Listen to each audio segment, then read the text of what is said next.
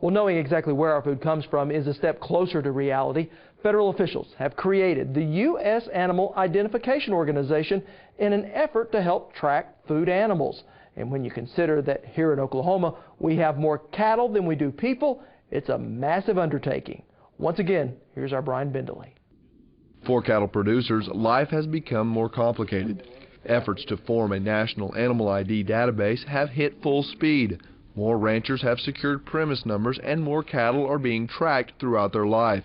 It's a step-by-step effort to protect herd health and return value to cattlemen. Obviously, the traceability and ID issue is one that we've taken a very strong leadership role in and will continue to be involved in, and I think we'll find solutions that are cost-effective and profitable for producers, and that would be our goal. And studies show cattle in Oklahoma change hands 7 times in their life, and with 5.2 million head, a program like this is important.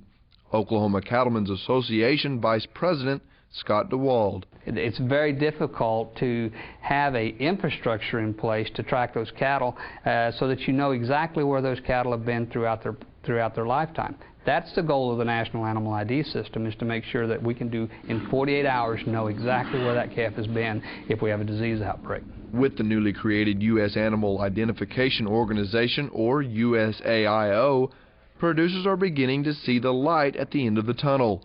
Operating as a non-profit organization, the USAIO was formed to manage the national database.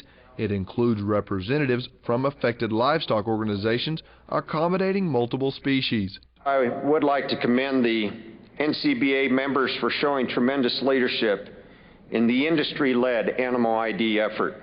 The new U.S. Animal Identification Organization has presented its database to us. That represents real progress. Now, we feel, as you do, that the ID system must be grounded in partnership. The essential components is producer participation, and that's what the USAIO is all about, is that it's an industry-driven solution, and it's endorsed and provided and promoted by the industry. And it is participation that Scott DeWald says is a major step that will be beneficial if and when this program becomes mandatory. The most important thing I think they need to do is to register their premise at this time, visit with the Oklahoma Department of Agriculture, their cooperative extension people, or call our office, and we'll try to unmuddy those waters. Programs similar to this already exist in foreign markets like Australia and are marketed heavily to gain access to other foreign markets. Something DeWald says can be done here in Oklahoma. We've already seen some premiums being paid for cattle that are going through some natural programs and things like this. They don't have to change the way they market these cattle. What it does is it just says that, yes, we have a verification program that's audited on an annual basis so that we can ensure that what we say this product is, it actually is. What I've found as I travel the state is most producers already have those records. They may be in an IRM red book, they may be on envelopes on the dash of the pickup. They know when that cow calved, they know the information on that calf. We just need to use that information to help him market that calf to more venues.